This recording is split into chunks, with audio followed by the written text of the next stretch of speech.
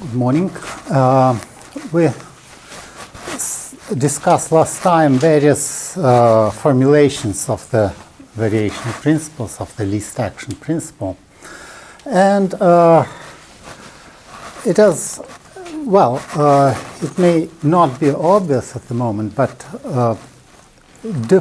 it's important to keep in mind different possibilities of writing those variational principles, although they are equivalent mathematically.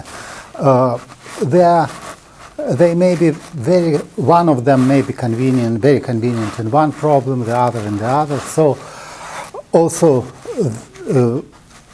equivalent things may have different, it might be easier to generalize one thing than the other. They are not equivalent as far as generalization is concerned. So I would say they may be equivalent in in a plane, so to say, but there is also the axis of generalization, which is anyway. What we said is that we looked, first of all, at reparametrization invariance, time reparametrization invariance, and we managed to write down the action in the form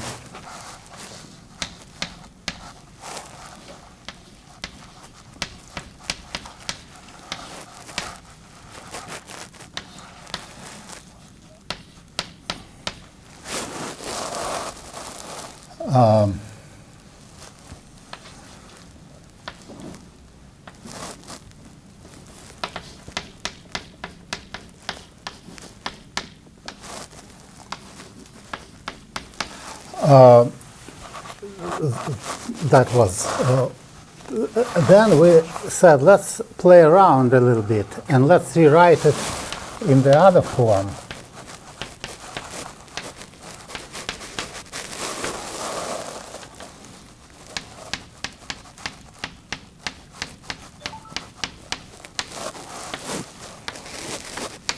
Where h, the function h, is actually an important function.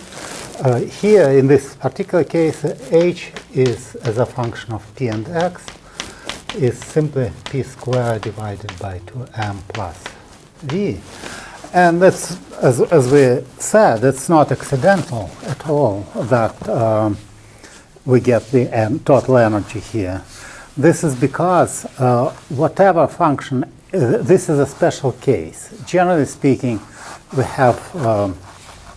can have many different functions of p and x. Whatever you take, it will be different dynamical system, but all of them, for all of them, h will be conserved quantity, will be energy. And the argument is very simple. The argument is that when we take the variation, if we look at we can always set h of t by choosing h of to 1. H of t transforms as df dt, h of f of t. And by choosing function f, you can set it to 1. If you set it to 1, you have the action, the Hamilton action.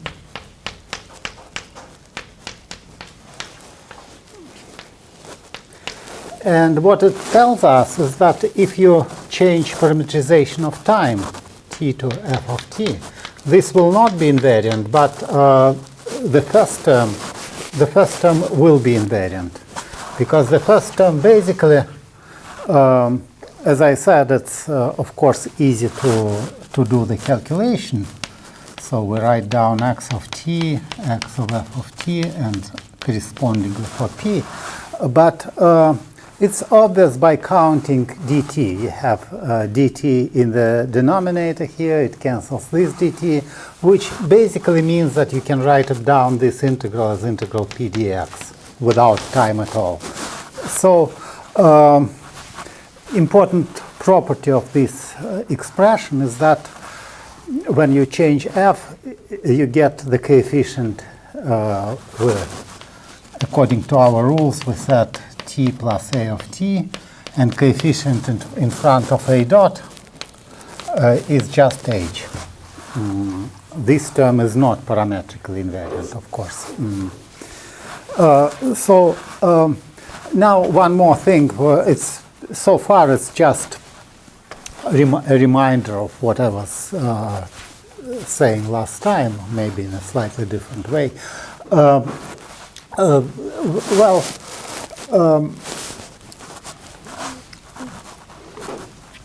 We actually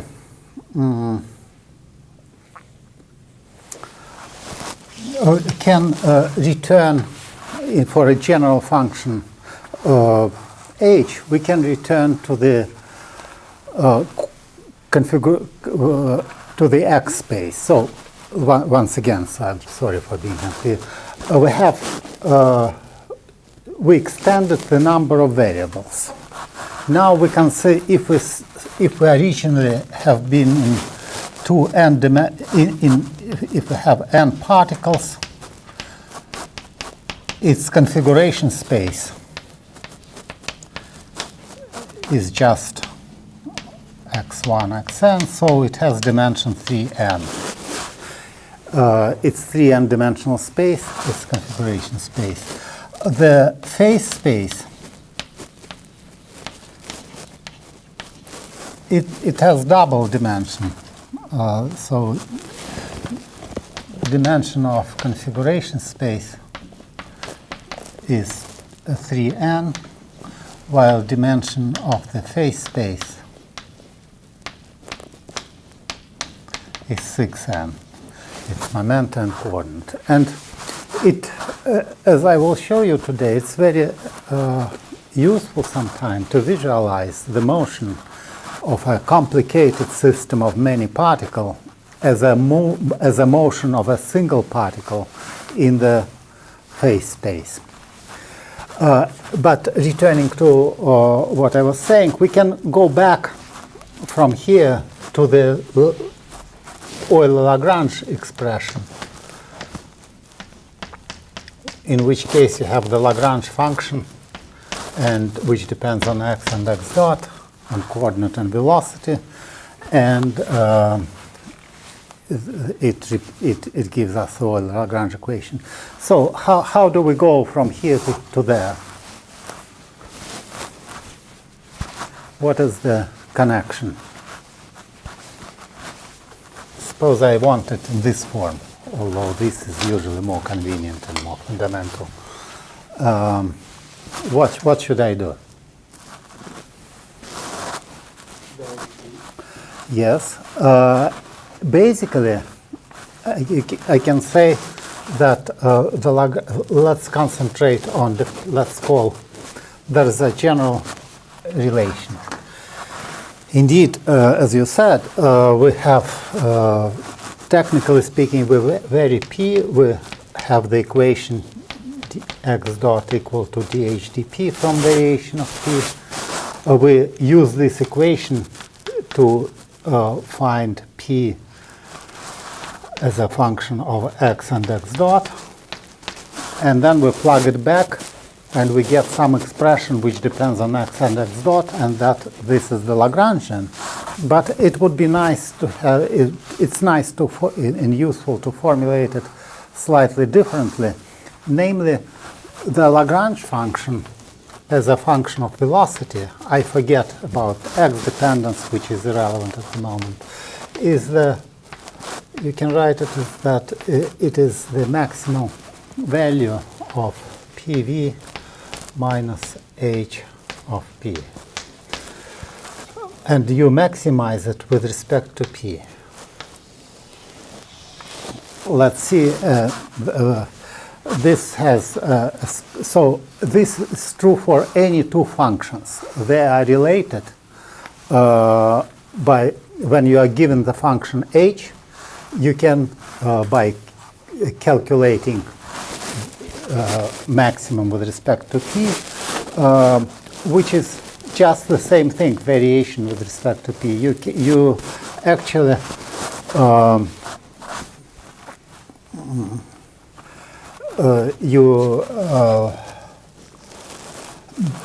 actually transform function h of p to the function L of v.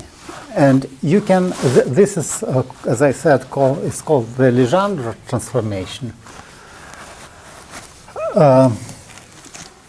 And it actually plays some role in many parts of physics, this Legendre transformation.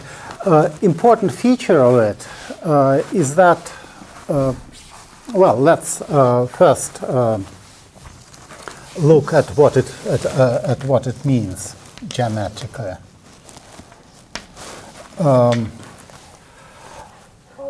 For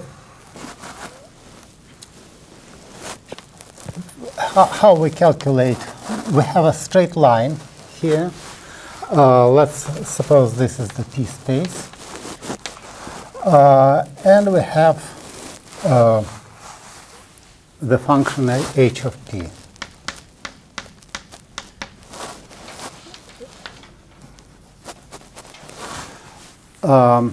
The function h of p, and this is the line dp. For a given velocity, this line is fixed.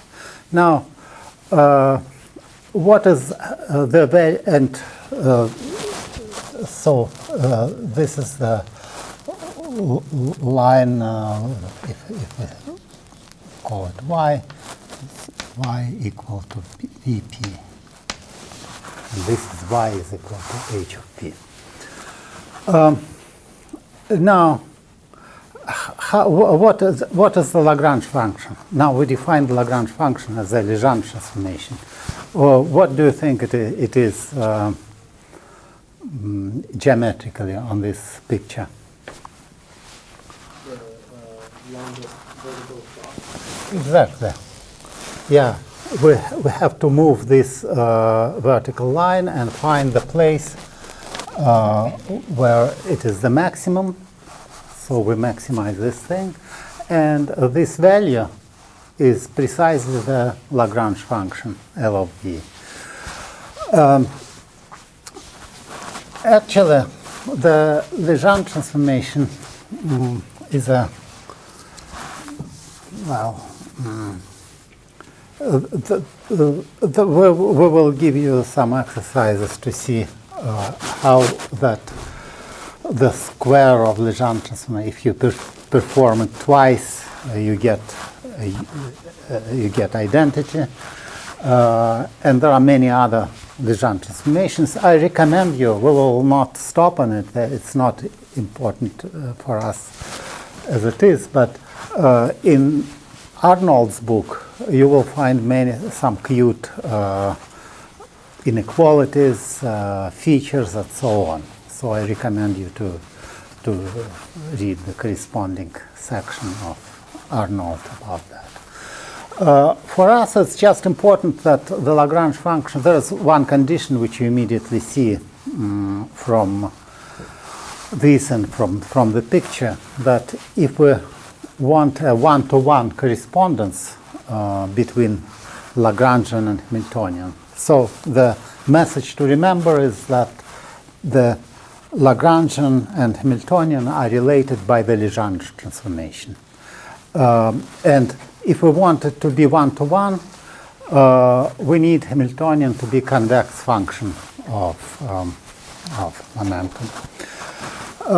But if in some, I can tell you it's one-to-one, but if in some problem you find that the Hamiltonian is not convex, it's not the end of the world. You still can work with it. Sometimes this convexity breaks down, but typically it is there. Okay, now the motivation, it's not, we're still not reached the most general useful variational principle. There will be some more generalizations.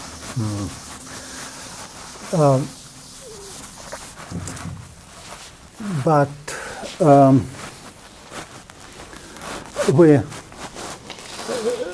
the motivation for writing it in this form was that the phase space, in this case, each point of the phase space corresponds to a particular classical motion. Classical means satisfying the equations of motion. And we wrote down last time the Hamilton equation,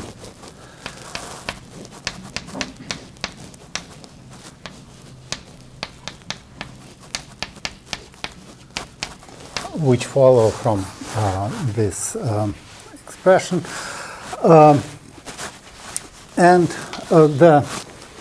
We said that indeed we have, if you fix initial data, then the trajectory develops at least in a small vicinity of initial point. It develops smoothly. That's all you need to fix. And now the interest of this formulation of dynamics is that there are some general features typical for all Hamiltonian systems. Not to say that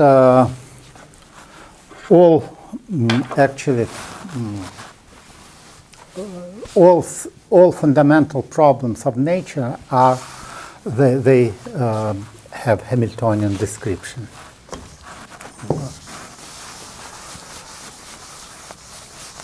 But before we go to this, and I will demonstrate the power of this method today, a little later, when we will discuss celestial mechanics a little bit. But at the moment, let's generalize it a little more and see some features of this description of system. First of all, one can ask whether for a general system, it's natural to split the phase space coordinates onto momenta and configuration, onto P and X. Whether the phase space of Px type is the most general useful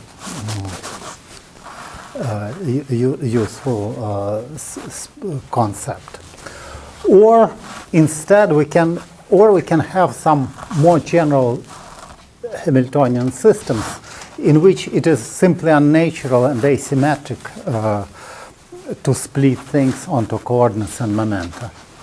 And turns out, actually, the answer to this question in the 19th century was that all interesting systems have their momenta and their coordinates, and you don't have to go further. But turns out then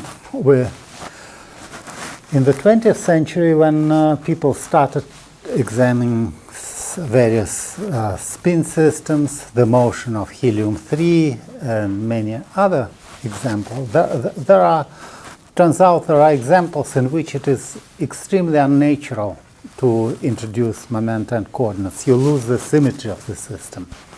I must say about this symmetry is that one of the advantages here in comparison with Lagrange description is that when we discussed, for example, the Netter theorem in the Lagrange formulation, we looked at transformations in coordinate space only. We said that we have certain symmetry like rotation or translation, but all that in coordinate space. When we introduce momenta, we can discuss just as well symmetries which mix momenta and coordinates, and that leads to more symmetry and therefore to more information about dynamical systems. So that's one of the reasons for extension. So let's reformulate this thing. That will be the the last generalization before we apply this to concrete problems. Generalize it so that we still have 2n or 6n dimensional space. Let's call, which is spanned by coordinates, I will call it y alpha. So alpha goes from 1 to 6n. So the same space, and but we now look for the actions, for the most general actions, which is not for which we don't split p and x, momenta and coordinates. As I said, there will be physical systems. It's not just idle generalization, because there are physical systems with these properties. And now I'm going to ask you a question. We have to generalize. We want the action in the phase space. This was the action in the phase space, but not the most general one. I want the action which give me equations of motion such that if I fix initial data, then I fix the trajectory. Okay, like here I have to fix x and p, and then trajectory is fixed. Now I want the most general action with this same property. So s, which the function of which depends on y of t, and we want to generalize it somehow. So we first of all, let's do the easy thing. There should be a Hamiltonian, which is simply a function on the phase space. So that's easy. We have, so the generalization of this thing is simply to say, okay, p and x, we call it y, it's trivial, and we got this term in the action. I will be now talking about h equals 1 gauge. All right, but what about this term? Which expression would be able to give us the first order equation of motion? What we are looking for, if we want this to be defining the trajectory, we need the first order equation of motion in y. So what would be the most general action which generate the first order equation of motion? Any suggestions? Or in other words, let's try to replace in some way this px dot term. How we?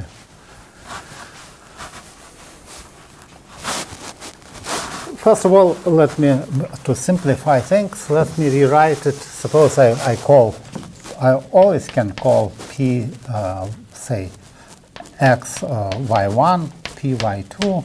So I have here y1, y2, y1 dot term. I change notation. And one thing which we can immediately do is when we have many coordinates, what kind of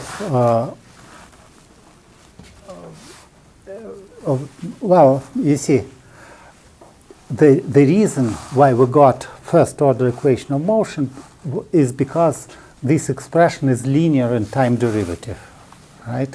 If it was quadratic, for example, we would get the Newton equation, this second order differential. So, Can you write a function f of y alpha dot, and yes, right. That's the most general thing which we can do. Well, let me just finish this. What you said is absolutely correct. Let me finish this line of argument. Of course, we could write down something like some f alpha beta, y alpha, y beta dot, instead of px dot, where f is some constant matrix. Now, one important feature of this is that this matrix must be what? What kind of obvious constraint on f?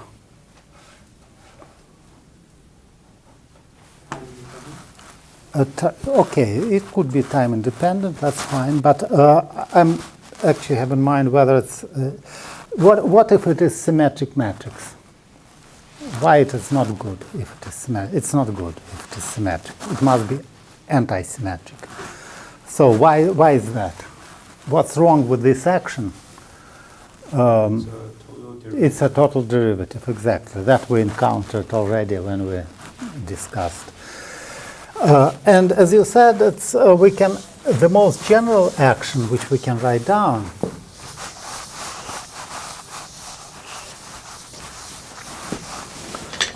is the following.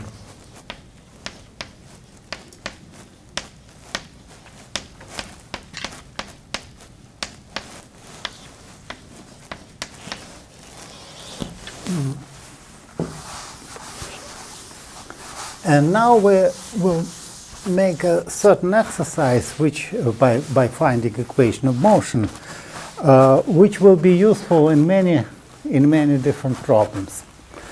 So that's the most general Hamiltonian system. By Hamiltonian system, I mean that it satisfies the Hamilton equation. It follows from variational principle, and it also leads to the first order equation of motion containing only first derivatives. By the way, what is the energy of this system? Conserved energy. Suppose we use the Noether theorem for this action to derive conserved energy of this system. You actually can see it very easily. Namely, we reparameterize time and see how the system reacts at this reparameterization.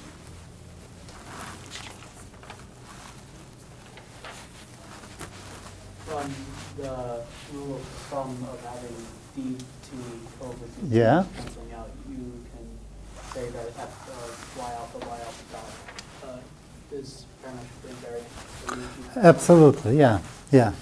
You are absolutely right, and the answer is that the energy is simply this Hamiltonian. This function is the conserved energy. So it is like in the px case, no difference. And let's do a small calculation, which will be useful for us, as I said, in many cases. Let's do the variation of this action.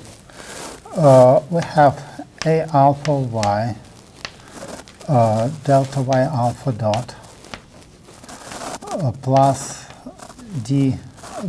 By the way, I forgot to remind you, or I mentioned it before, that when you have repeated indices, the summation over indices is understood. So it is in fact sum over alpha from 1 to 6n a alpha y alpha dot. Usually it's very convenient.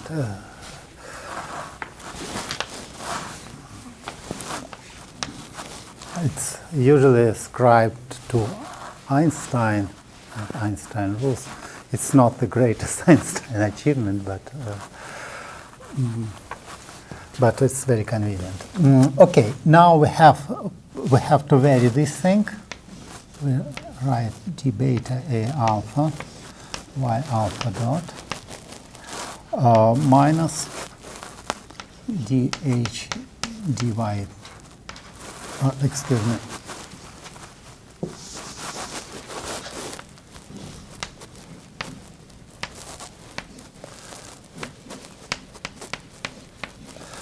This symbol means just the partial derivative. Sometimes I write it like that, sometimes well, I can to stick to this notation.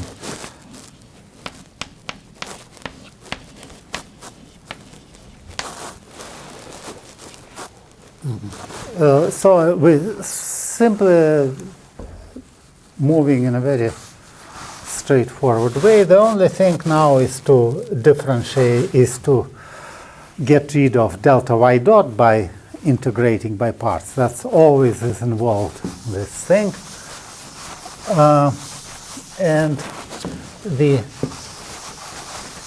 variation of the action, we will get, we will now use the formula that d dt of A alpha.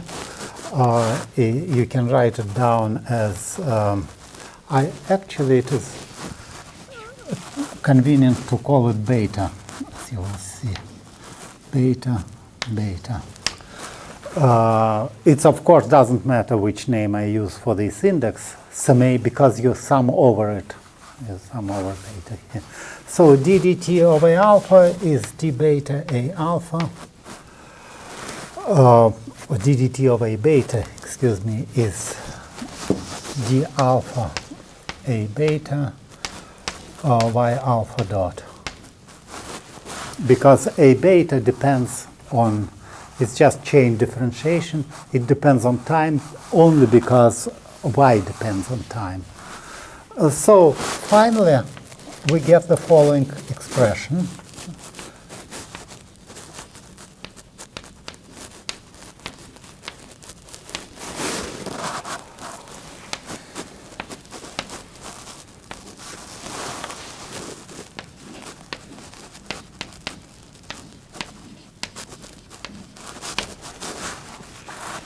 That's a very useful variational formula, which we will use in hydrodynamics and in some other cases, which tells us that the if you introduce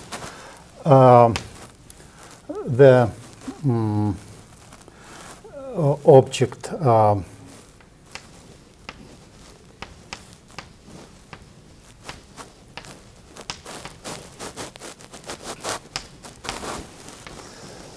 let's introduce this object, and then the equation, the Hamilton equation, have the following form. It's anti-symmetric tensor. It's simply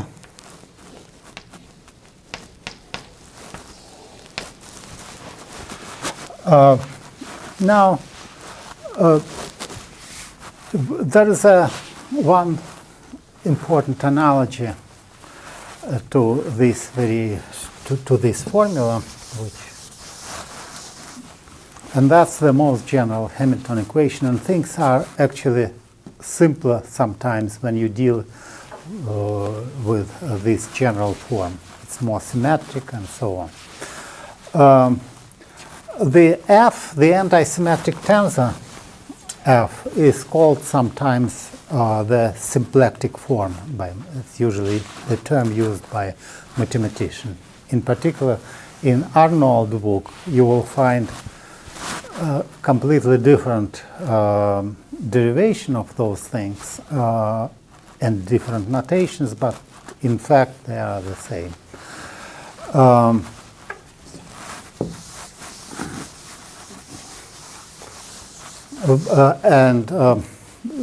Usually anti-symmetric tensor, they play important role, and they sometimes called the differential form.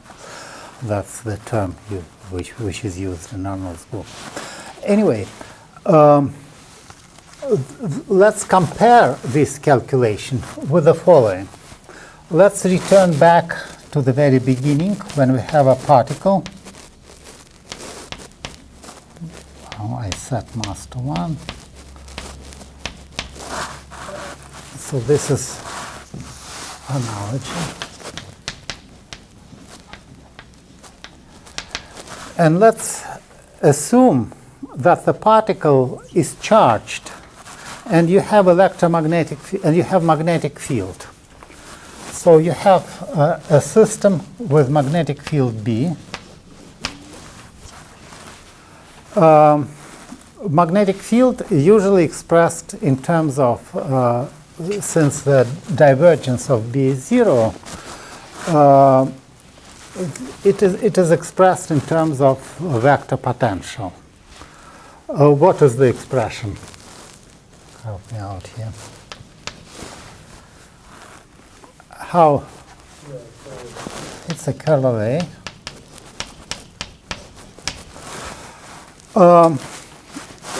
And now a slightly less simple question. How we describe, suppose you have a particle moving in magnetic field. What is the action? It should now contain, this is of course the term describing the free particle. We subtract V if it is just the usual scalar potential. But now we have magnetic field, which is described by, we have vector potential AN. N is 1, 2, 3. How to write down the term in the action which involves this vector potential? We want to figure out how particles move in magnetic field, and for that we need to formulate the action principle. I think I've seen this before.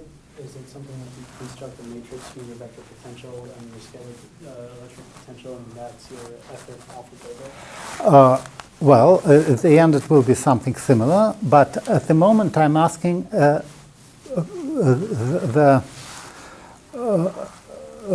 slightly different question. We have to figure out, so this term, as we discussed, is a consequence of Galilean invariance and so on.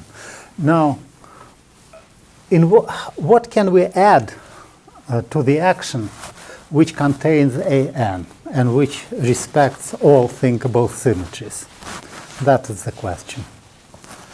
And then we will, as a next step, we will start variation of action and so on, and derive all electrodynamics in this way. So, Yes?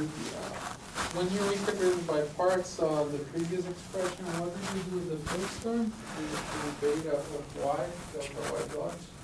What's the first one? It is this term which I integrate by parts. Yeah. Okay, okay, good. I shall repeat it because that's important. So I get, here are the steps. Concentrate on this term only.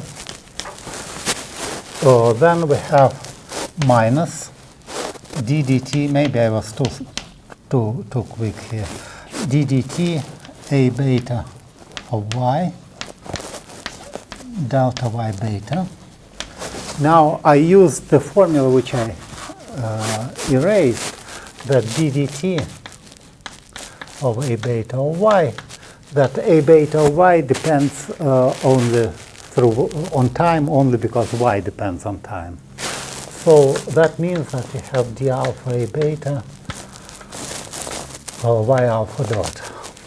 And so as a result, you get, instead of this term, you get minus d alpha a beta y alpha dot delta y beta. And then you combine it with the second term, and then so that's the calculation. I really advise you to go through it yourself and get the result, because it's one of the archetypal calculations in this business. So you have to understand which term comes from where and so on. Okay, returning to my question. We know that that the scalar potential is easy to add to this. You just subtract the potential. But now I want to add the vector potential. What would be the natural object? So it should contain the integral over dt, because we want to have a Lagrange function, or plus for that matter. And of what? It would will be no good to say take some one component, say A3, and integrate it over time. Breaks all symmetries. So tell me about something which doesn't break symmetries. So it should be linear in AN, but simply to add AN is no good. You don't know what N is. So we have to short circuit this index with something. So suggest something.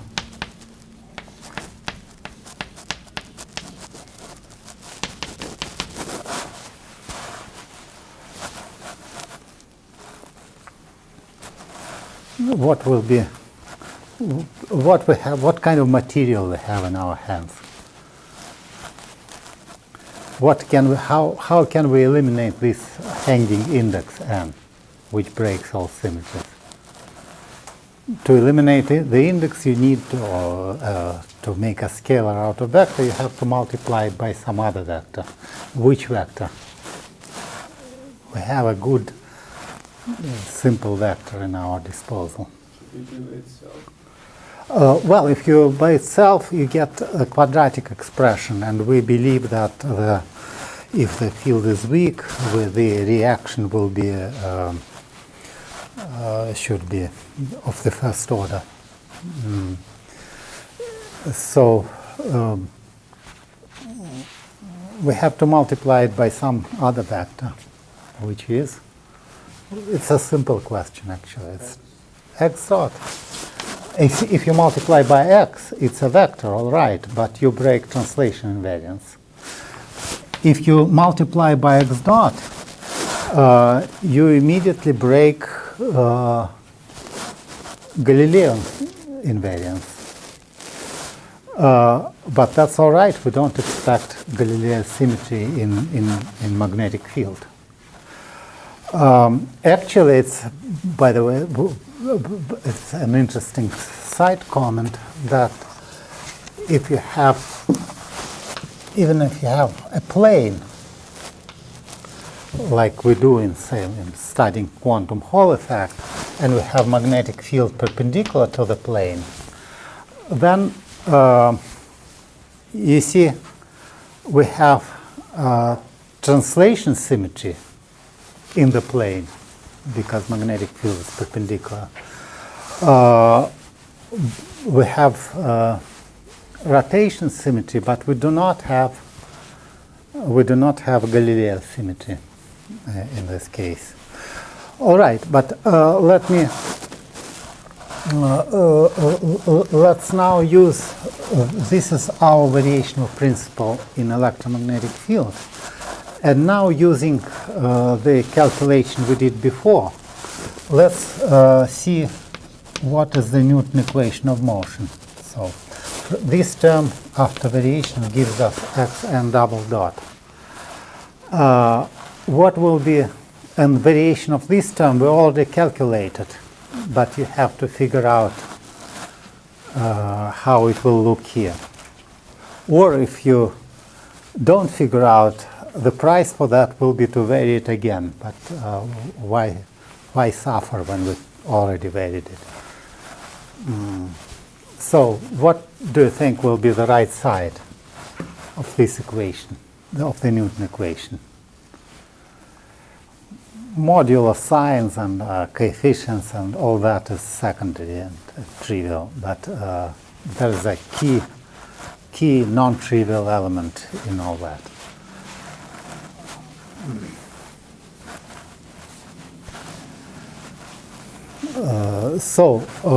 The thing which you have to look at is that was the variation of A alpha y alpha dot, and variation of this thing. Here we proceed. Here we have again, forget the Hamiltonian and so on. So what is the what we'll have on the right-hand side.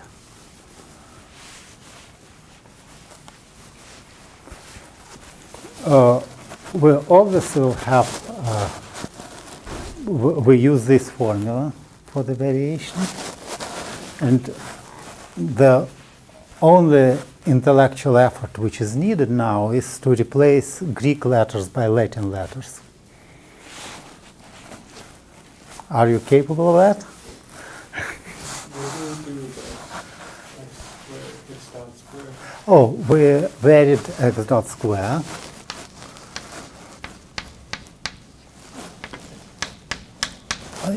As usually integrated by parts and got x double dot. We got just the Newton term. So this is not a problem. The problem is the second term here with the vector potential.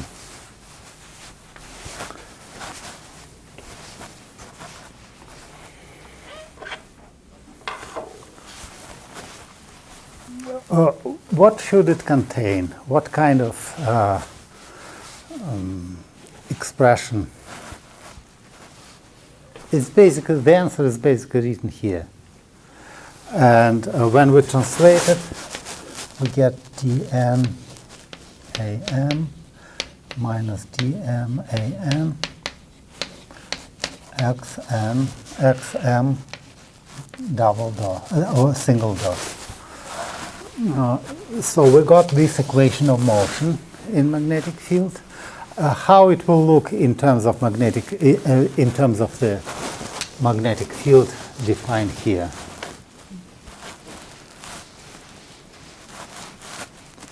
We can always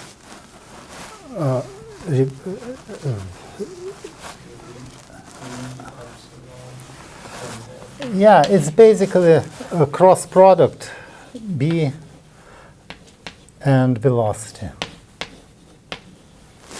And this is what's the name of this force?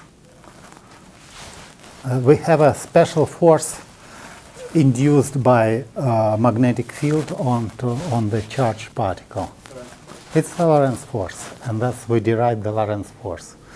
Nothing like that, and we see that it's closely related to this differential form, to this symplectic form, which appeared in the Hamiltonian equations. By the way, one more exercise. When we look at this thing, what is the energy of particle in magnetic field? What will be the conserved energy? Again, look at the variational principle and remember our principles.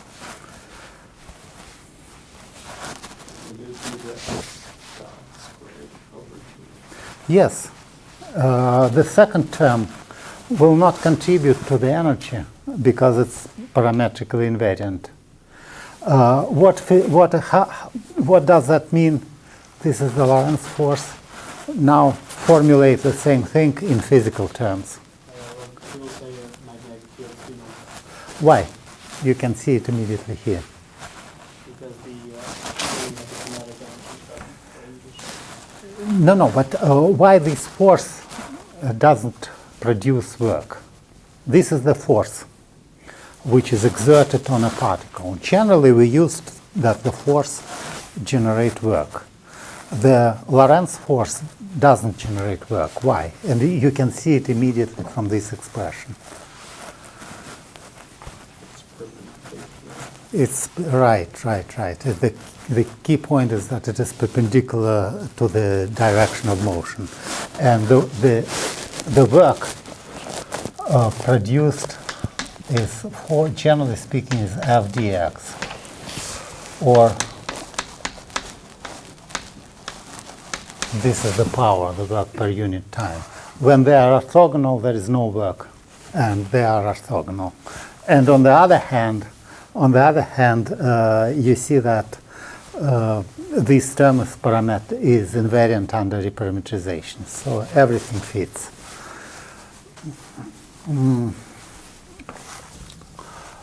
Okay. Now, so the lesson learned is that this symplectic form is analog of magnetic field. And when we say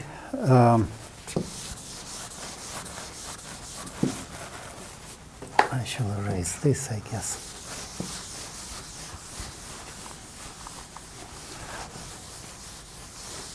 When we look at this, basically you can say that what defines the Hamiltonian system, the basic definition of Hamiltonian system, is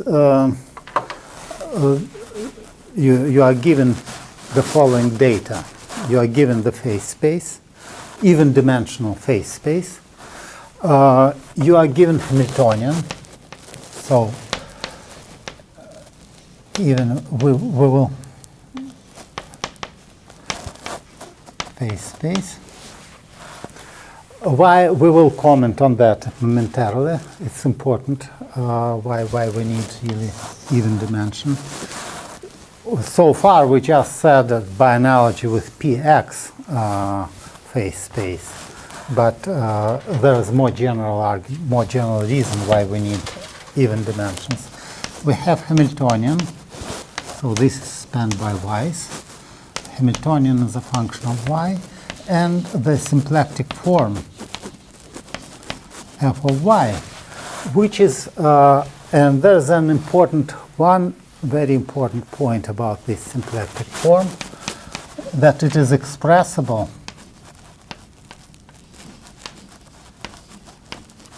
in terms of vector potential. Magnetic field is expressible in terms of vector potential, which means that it's not any, you cannot take any antisymmetric tensor.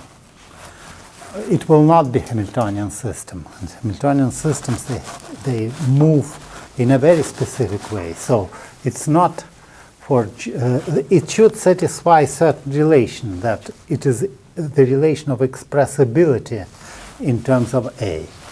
The question is how to write this relation. Again, we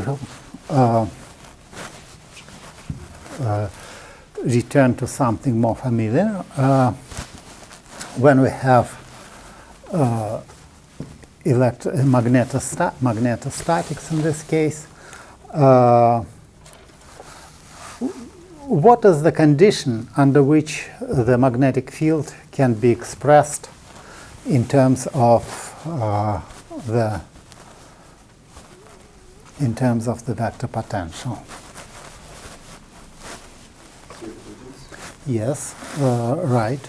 So we need something. Here we have more dimensions. By the way, this is a completely general equation in any dimensionality, while of course this transition is three-dimensional, specifically three-dimensional. So we need some condition analogous to the condition that divergence is zero, or divergence of magnetic field is zero. And it is easy to find. Actually, these conditions are. Let's first solve a simpler problem. It's, again, to understand it, you have to look at the problems of this type. So let's look at the problem. Suppose we have not a tensor, but a vector. And to stress that it's not related to these vectors, I call it C alpha. And you are asking the question, under what conditions C alpha can be expressed as a derivative, as a partial derivative of some scalar. Or in vector notations, when the vector is the gradient of a scalar. What do you think is the answer? When this equation is solvable? Exactly. So you need d alpha c beta minus d beta c alpha to be 0. What is it in terms of vector, familiar vector analysis? Huh? Zero curl. Zero curl, exactly. Good. Now we are ready to generalize. Now we are asking the similar question, but for the higher rank. We are asking when is some analog of the curl. And you can check, and should check actually, that the answer is very simple for any dimensions. If you take, it's already clear that we need some kind of, we need to differentiate it and to symmetrize and get some relation. So let's look at the following expression. D alpha f beta gamma plus we will take cyclic permutation. So alpha here was on the first place, we put it to the last place and so on. So we have d beta f gamma alpha plus d gamma f alpha beta, and it must be equal to 0. Now it's very easy to check that if you have 3 dimensions, that is precisely the condition that curl is 0, as you said. Excuse me, that the divergence of this thing is 0. It's precisely the divergence of the magnetic field. But it's true for general case. And if you simply plug in this expression, you will see that all derivatives cancel. That's a very simple exercise. That you will have d alpha, d beta, d a gamma, and so on and so forth. Everything will cancel each other. And that is called, what is very cute is that this sequence continues to, it's not related to Hamiltonian system, but it's very important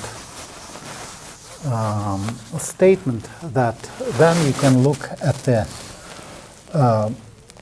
say, tensor H alpha beta gamma, which is totally antisymmetric, which is equal to, and ask the question when it is expressible in terms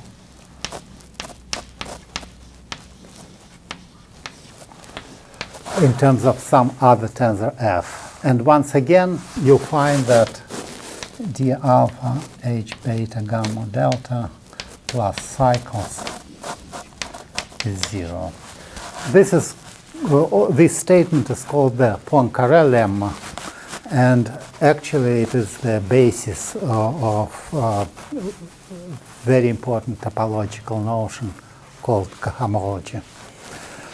But I will not go into this, of course, but still it's a nice and clear thing which has purely geometrical interpretation. So far we've been algebraic, but I don't plan to go into topology, but just to mention it, it's the condition that when you have a manifold has a boundary, but the boundary has no boundary. So it's a condition that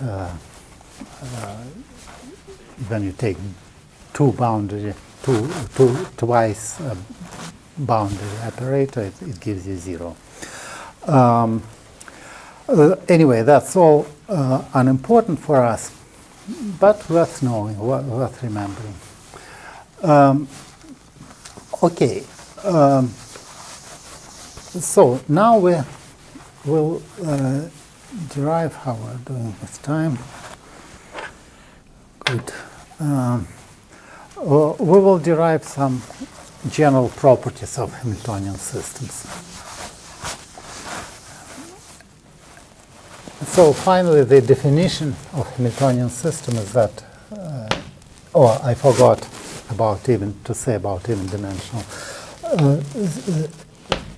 It's even dimensional phase space, Hamiltonian, symplectic form, which can be any anti-symmetric tensor satisfying the condition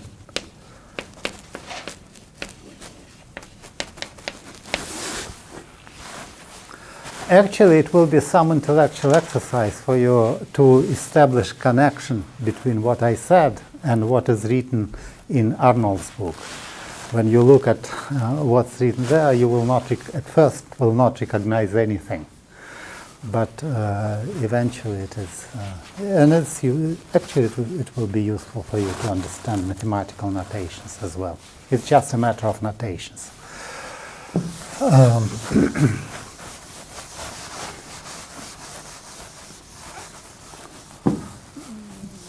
So,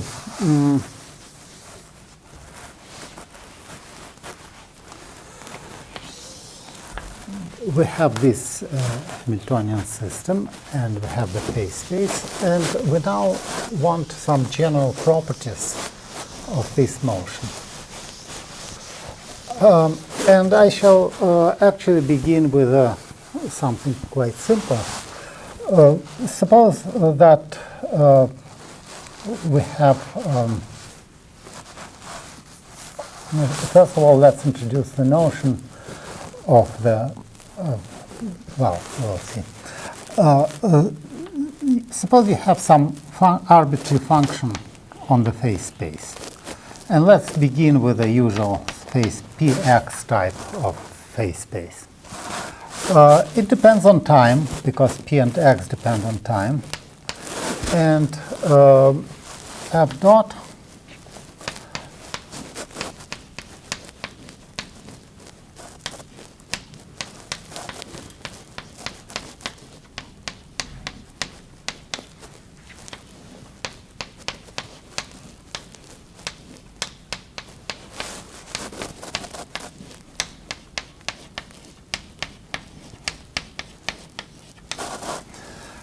this expression actually has this anti-symmetric expression has a special there is a special notation of it called the Poisson brackets, and although it's called this way, there is nothing fishy about this.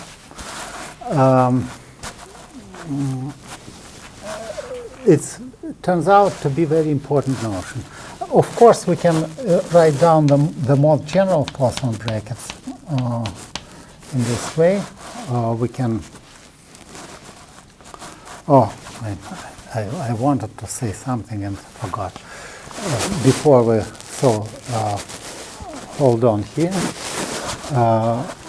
There was one important thing which I forgot to mention, namely, in order to, we can always write down it in the form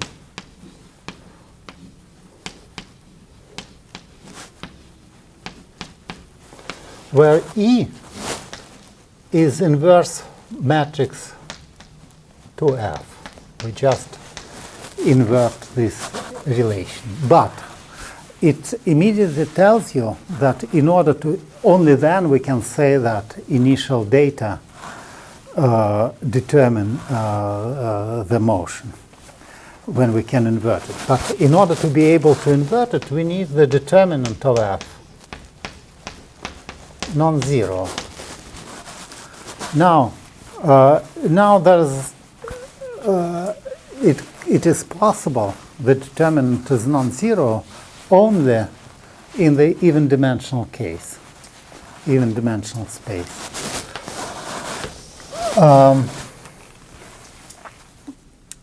Because for a simple reason, when you have an anti-symmetric matrix, so transpose matrix is minus F, how would you argue that the determinant is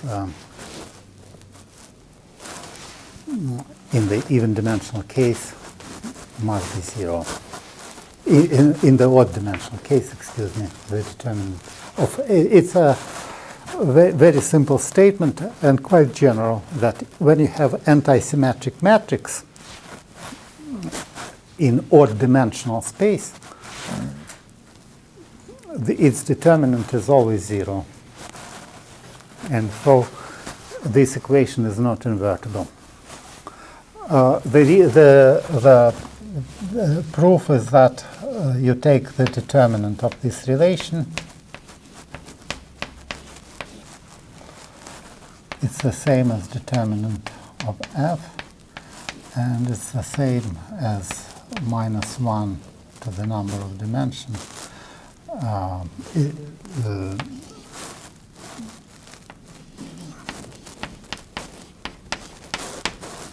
So that's because when you change f to -f, the determinant, even dimensional determinant, doesn't change sign, while odd dimensional changes sign. So for any matrix we have this situation. So that's why the phase space is even dimensional. And I will need this here. So, and I will need this things here. Of course, we can write it down as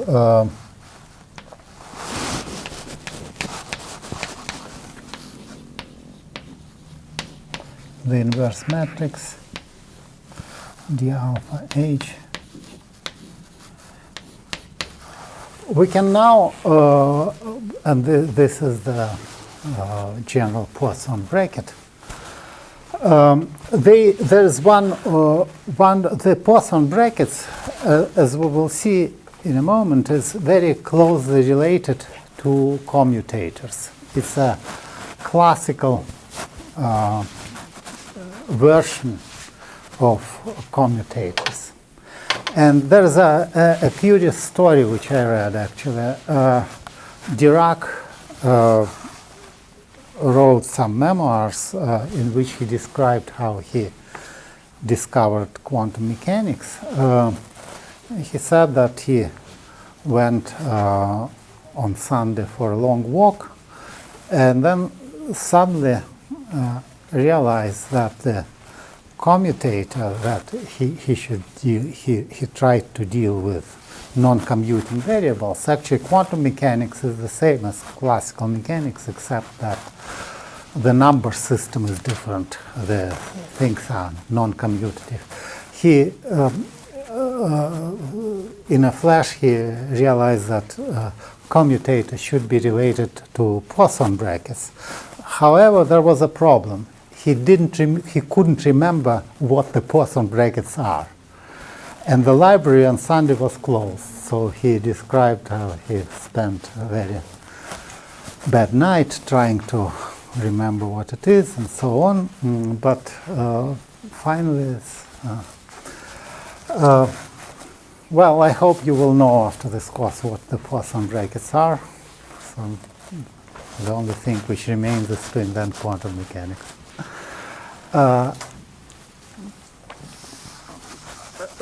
Well, let's try to understand this connection with commutators. This connection with commutators appears already in the framework of classical mechanics. So let's, and this is very useful. So what I'm going to say is that this definition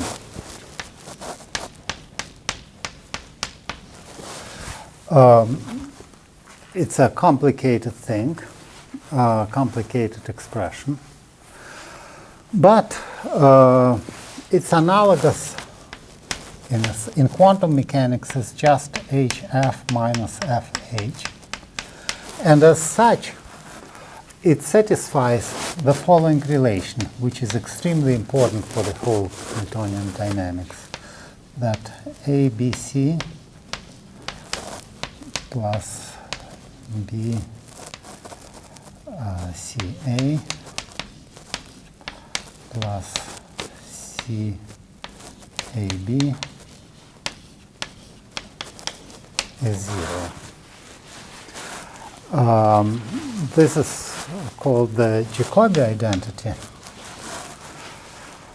And it is You can prove it in a straightforward way using the definition, but it's quite tedious. Actually, it's not that. The algebra is complicated, many terms canceling, and it's not clear. If you replace those definitions by commutators, it's completely obvious relation. You just write down a few terms and you see that everything, say ABC from here will cancel the ABC from here, and completely trivial, no algebra at all, which is one of the demonstration of this thesis that quantum mechanics is simpler.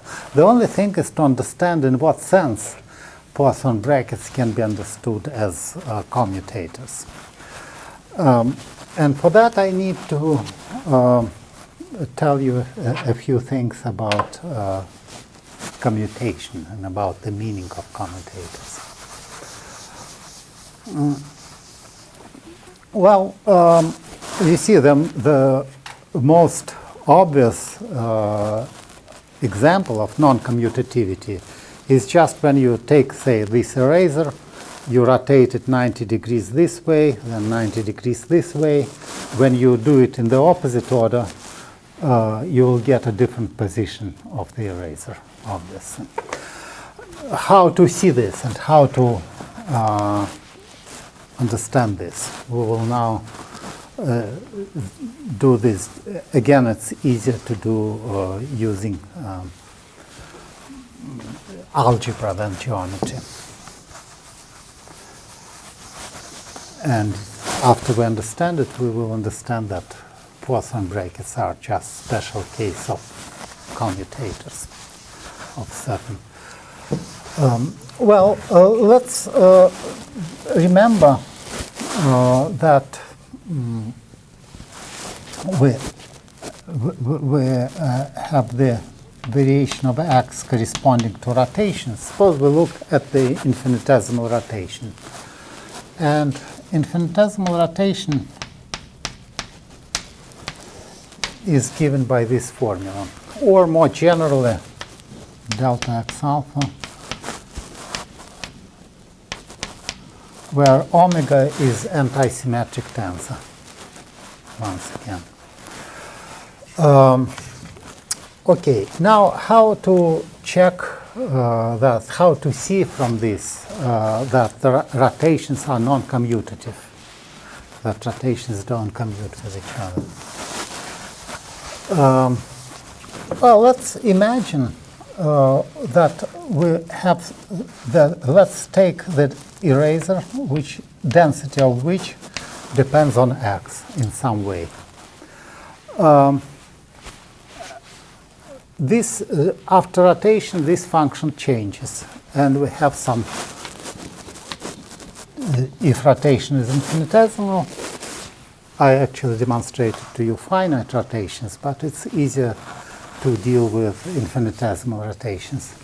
So consider infinitesimal rotation, action of infinitesimal rotation on the density of this object. How would you write it down?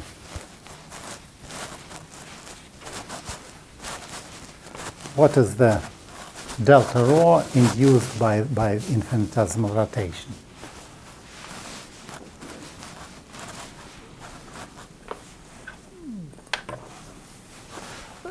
Okay, suppose I do translation. What is delta rho corresponding to translation? That's a trivial question. What? Are you just translating the exponent? Yeah, but since I'm considering infinitesimal translation, so for translation I will have A and the gradient of rho. For rotations, so this is translation. For rotations, I will have delta rho omega x ddx rho. Or for so the say for rotations around the axis number 1, I will have x1, x2 d dx3 minus x3 d dx2 applied to ρ. For rotation around axis number 2, I have 1, 2, 3. I will have x3 d dx1 minus x1 d dx3 applied to ρ. And now suppose, so this is rotation around the axis number 1 and the axis number 2. What should I do to calculate the commutator of this rotation? Suggest me some simple procedure to examine. What I want to know is that if I rotate around 1, then around 2, minus vice versa. How to calculate this using this expression? It's straightforward, actually. So what should you do? Yeah. Multiply the parentheses of 1 and subtract the multiply. Yep. Yep. So delta 1, 2, or delta 2, 1, if I do it first around 1, 2, I will be x2 d3 minus x3 d2 multiplied by sorry, I think I have this like ρ, and here I shall write down x3 d1 minus x1 d3 applied to this thing. So these are rotations R1, R2, R1 applied to ρ. And now if I do it in the opposite order, I will get x2 d3 minus x3 d2, x3 d1 minus x1 d3. They don't commute because this guy, this guy is, it doesn't differentiate anything here, so there will be no contribution. But from this guy, you will get non-trivial term which contain x1, d2, and so on. And if you complete the algebra, if you simply simply calculate, you will find that R1, R2 minus R2, R1 is equal to R3. I suggest you do this yourself, since we are out of time. So we see that the rotation is already a classical rotation. We are not introducing quantum mechanics. Is already non-commutative. In quantum mechanics, all variables are non-commutative. In classical, it's only part of it, part of them. Some we still think of coordinates as usual numbers, but transformations can be non-commutative. So in this sense, classical mechanics is eclectic, while quantum is much more beautiful. Well, what I will show you next time is that you still can understand in classical mechanics the Poisson brackets as commutators of defined in some way, although they are not as straightforward as in quantum mechanics. Okay, let's stop here.